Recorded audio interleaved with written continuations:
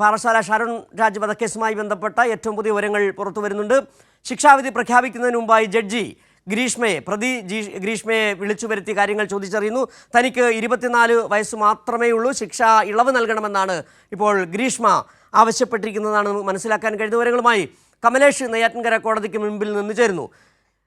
കമലേഷ്, ഇപ്പോൾ ഗ്രീഷ്മ പറയുന്നത് തനിക്ക് 24 വയസ്സ്, ഈ കൃത്യം നടക്കുമ്പോൾ 22 വയസ്സായിരുന്നു ഗ്രീഷ്മയ്ക്കുണ്ടായിരുന്നത്. ഇപ്പോൾ 24 വയസ്സ് മാത്രമേ ഉള്ളൂ. അക്കാര്യം പരിഗണിച്ചുകൊണ്ട് ശിക്ഷാ ഇളവ് നൽകണമെന്നാണ് പറയുന്നത്. ഏതായാലും ഇപ്പോഴും ജഡ്ജിയുടെ ചേംബറിൽ തന്നെയാണോ ഗ്രീഷ്മ ഉള്ളത്?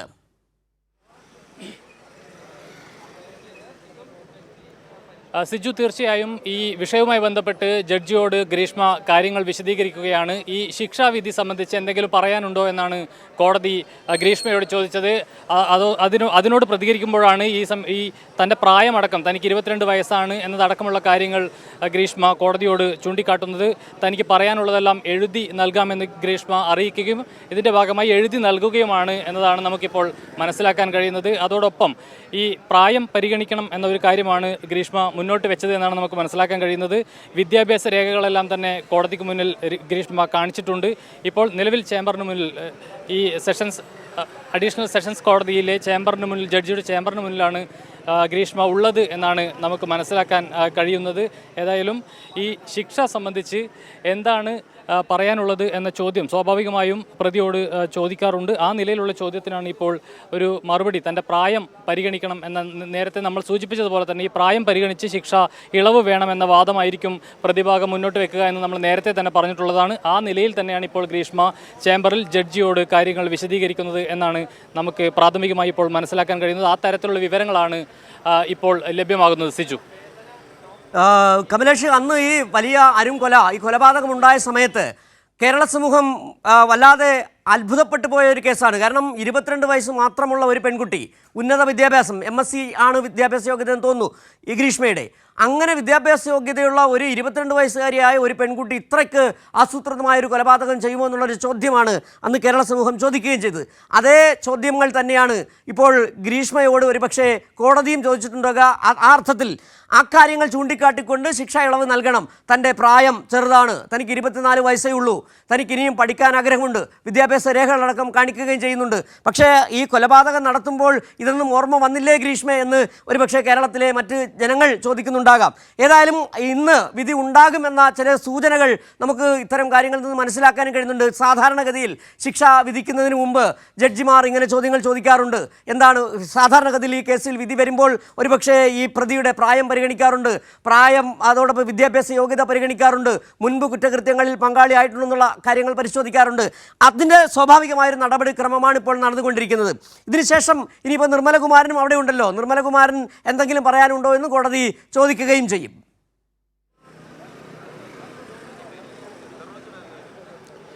സിജു, തീർച്ചയായും ഇതിൽ ഏറ്റവും പ്രധാനമായും നമ്മൾ കാണേണ്ടത് ഈ തരത്തിൽ പ്രായമൊക്കെ നിലവിൽ ഇപ്പോൾ അവർ പറയുന്നുണ്ട് എങ്കിൽ പോലും ഈ കൊലപാതകം വളരെ കരുതിക്കൂട്ടിയുള്ള ആസൂത്രിതമായ ഒരു കൊലപാതകമാണ് എന്ന കാര്യത്തിൽ യാതൊരു തർക്കവുമില്ല.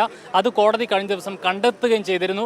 അതിനനുസരിച്ചുള്ള ഒരു ശിക്ഷ തന്നെയായിരിക്കും ഗ്രീഷ്മയ്ക്ക് ഈ കേസിൽ ഉണ്ടാവുക എന്ന കാര്യത്തിൽ യാതൊരു തർക്കവുമില്ല. അതോടൊപ്പം ഈ ഗ്രീഷ്മയുടെ അമ്മാവനുമായി ബന്ധപ്പെട്ട കാര്യത്തിൽ ഒരല്പം വ്യത്യാസമുണ്ട്. അതായത് വളരെ ചെറിയ, അതായത് ഈ തെളിവ് നശിപ്പിക്കൽ അടക്കമുള്ള കുറ്റങ്ങൾ മാത്രമാണ് ഈ അമ്മാവനെതിരെ ഉള്ളത്. അതുകൊണ്ട് തന്നെ ഈ നിർമ്മലകുമാരൻ, ഈ അമ്മാവന് ഇന്ന് കോടതിയിൽ നിന്ന് ബോണ്ട് അടക്കം കെട്ടിവെച്ചുകൊണ്ട് ജാമ്യം ലഭിച്ചേക്കും എന്ന ഒരു സൂചനയും ലഭിക്കുന്നുണ്ട്. അതേസമയം ഗ്രീഷ്മയുടെ കാര്യത്തിൽ സ്ഥിതി അതായിരിക്കില്ല. വളരെ കടുത്ത ഒരു ശിക്ഷയിലേക്ക് തന്നെ കോടതി പോയേക്കും എന്ന് തന്നെയാണ് നമുക്ക് ഈ ഘട്ടത്തിൽ പറയാൻ കഴിയുക.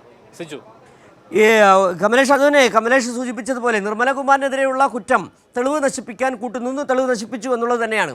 പക്ഷേ ഗ്രീഷ്മയ്ക്കെതിരെ ചുമത്തിയിട്ടുള്ളത് IPC 364 തട്ടിക്കൊണ്ടുപോകൽ, അതോടൊപ്പം തന്നെ 328 വിഷം കൊടുത്തു, 302 കൊലപാതകം അടക്കമുള്ള കുറ്റങ്ങളാണ്. അതോടൊപ്പം തെളിവ് നശിപ്പിക്കൽ കൂടി ചേർത്തിട്ടുണ്ട്. സ്വാഭാവികമായും കോടതിക്ക് മുന്നിൽ ആ IPCയിലെ ആ വകുപ്പുകൾ പ്രകാരമുള്ള ശിക്ഷ എന്തെന്നുള്ളത് എല്ലാവർക്കും ആ നിയമപുസ്തകങ്ങൾ പരിശോധിച്ചാൽ ബോധ്യപ്പെടുന്നതുമാണ്. പക്ഷേ ഇവിടെ ഉയർന്നു വരുന്ന പ്രശ്നം, നേരത്തെ ഗ്രീഷ്മ കോടതിക്ക് ജഡ്ജിക്ക് മുമ്പിൽ പറഞ്ഞതുപോലെ തന്നെ തൻ്റെ പ്രായം പരിഗണിക്കണം, തൻ്റെ വിദ്യാഭ്യാസ യോഗ്യത പരിഗണിക്കണം. ഒപ്പം തന്നെ സമാനമായൊരു കുറ്റകൃത്യത്തിലോ മുൻപ് കുറ്റകൃത്യങ്ങളിൽ പങ്കാളിയായ ഒരു സാഹചര്യവുമില്ല. ഇതെല്ലാം ഒരുപക്ഷെ കോടതി പരിഗണിക്കുകയും ചെയ്യുമായിരിക്കും.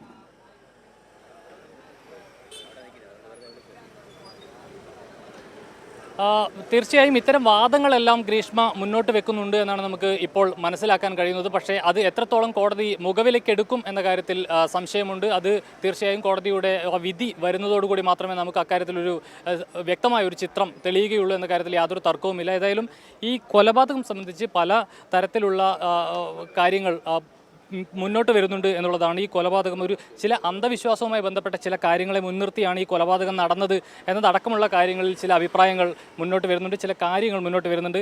അതായത് ഈ ഗ്രീഷ്മയെ സംബന്ധിച്ച് കല്യാണം കഴിക്കുന്ന ആദ്യ ഭർത്താവ് മരണപ്പെടും എന്ന ഒരു വിശ്വാസം, ഏതോ ജോത്സ്യനെ അവർ കണ്ട സമയത്ത് അത്തരത്തിലൊരു കാര്യം പറഞ്ഞിരുന്നു. അതിൻ്റെ ഭാഗമായാണ് ഒരു വിവാഹം എന്നുള്ള നിലയിൽ കഴിച്ച് ഈ ഷാരോണിനെ കൊലപ്പെടുത്തിയത് എന്ന തരത്തിലുള്ള ചില വ്യാഖ്യാനങ്ങളും അല്ലെങ്കിൽ അത്തരത്തിലുള്ള കാര്യങ്ങളും ഒക്കെ തന്നെ ഇതുമായി ബന്ധപ്പെട്ട് പുറത്തേക്ക് വന്നിരുന്നു. അക്കാര്യം കൂടി അതുകൂടി കോടതിയുടെ പരിഗണനയിലുണ്ട്, കോടതിയുടെ ശ്രദ്ധയിലുണ്ട് എന്നാണ് നമുക്ക് മനസ്സിലാക്കാൻ കഴിയുക. അതുകൊണ്ട് തന്നെയാണ് ഞാൻ നേരത്തെ പറഞ്ഞത്, വളരെ കരുതിക്കൂട്ടിയുള്ള ആസൂത്രിതമായ ഒരു കൊലപാതകമാണ് ഇത് എന്ന കാര്യം കോടതിക്ക് ബോധ്യപ്പെട്ടിട്ടുണ്ട്.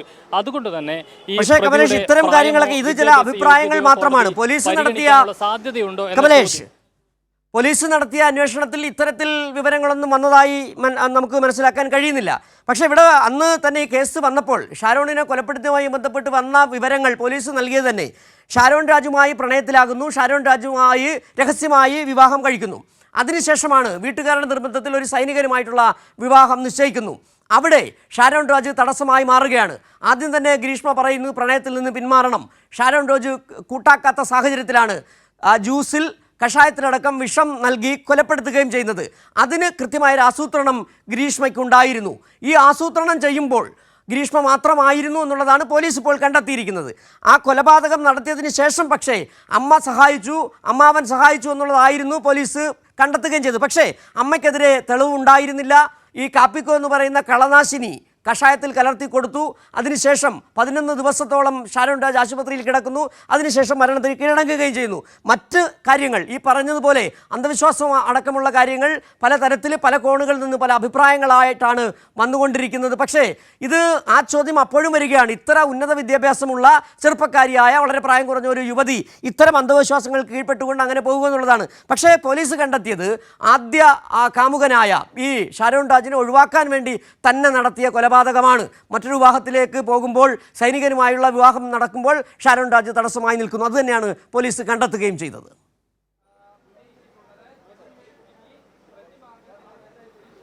സിജു, തീർച്ചയായും പോലീസിൻ്റെ അന്വേഷണത്തിൽ കണ്ടെത്തിയ അല്ലെങ്കിൽ കോടതിക്ക് മുമ്പിൽ പോലീസ് കൊടുത്ത റിപ്പോർട്ടിലടക്കം ഈ കാര്യം തന്നെയാണ് പോലീസ് കണ്ടെത്തിയിട്ടുള്ളത്. പക്ഷേ ഞാൻ പറഞ്ഞത് ഇതിന് ഇങ്ങനെ ഒരു പശ്ചാത്തലം കൂടി ഉണ്ട് എന്ന തരത്തിലുള്ള കാര്യങ്ങൾ നേരത്തെ പുറത്തു വന്നിരുന്നു. അത് ആ നിലയിൽ കോടതിയിൽ എത്തിയിട്ടില്ല എങ്കിൽ പോലും ഈ നിലയിൽ ചില അന്ധവിശ്വാസങ്ങളുമായി ബന്ധപ്പെട്ട അടക്കം ഇതിന് ചില കണ്ണികളുണ്ട് എന്നതാണ് ഞാൻ നേരത്തെ സൂചിപ്പിക്കാൻ ശ്രമിച്ചത്. ഏതായാലും കോടതിയിൽ വളരെ കൃത്യമായി ഈ സിജു നേരത്തെ സൂചിപ്പിച്ചതുപോലെ തന്നെ 4 സെക്ഷനുകൾ ഈ ഗ്രീഷ്മയ്ക്കെതിരെ ചുമത്തിയിട്ടുണ്ട്.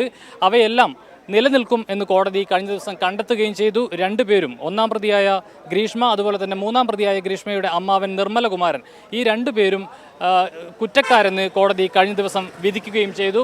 ഏറ്റവും ഗുരുതരമായ കുറ്റം ഗ്രീഷ്മ തന്നെയാണ് ചെയ്തിട്ടുള്ളത്, 1-ാം പ്രതി. അതുകൊണ്ട് തന്നെ ഗ്രീഷ്മയ്ക്ക് പരമാവധി ശിക്ഷ നൽകണം എന്ന വാദമായിരിക്കും പ്രോസിക്യൂഷൻ മുന്നോട്ട് വെക്കുക. അതേസമയം കഴിഞ്ഞ ദിവസം തന്നെ കോടതി നിർമ്മലകുമാരൻ്റെ ബോണ്ട് സംബന്ധിച്ച് ഒരു കാര്യങ്ങൾ നേരത്തെ സൂചിപ്പിച്ചിട്ടുണ്ട്. അതുകൊണ്ട് തന്നെ ഈ തെളിവ് നശിപ്പിക്കൽ എന്ന കുറ്റം മാത്രമാണ് നിർമ്മലകുമാരനെതിരെ നിലനിൽക്കുന്നത്. അതുകൊണ്ട് തന്നെ നിർമ്മലകുമാരന് ഇന്ന് ഒരുപക്ഷെ ബോണ്ട് അടക്കം വെച്ചുകൊണ്ട് ജാമ്യം അനുവദിക്കാനുള്ള സാധ്യതയുണ്ട്. അതേസമയം ഇനി ഗ്രീഷ്മയുടെ ശിക്ഷ എത്രത്തോളം ആയിരിക്കും എന്ന് തന്നെയാണ് കേരളം കാത്തിരിക്കുന്നത്. വളരെ കാലമായി വളരെ വലിയ തോതിൽ കേരളം ചർച്ച ചെയ്ത ഒരു പ്രമാദമായ കേസ് തന്നെയാണ് ഷാരോൺ വധക്കേസ്. ഏതായാലും ആ ശിക്ഷാ വിധി എന്താണ് എന്ന് അറിയാൻ കേരളത്തിന് കൗതുകമുണ്ട്.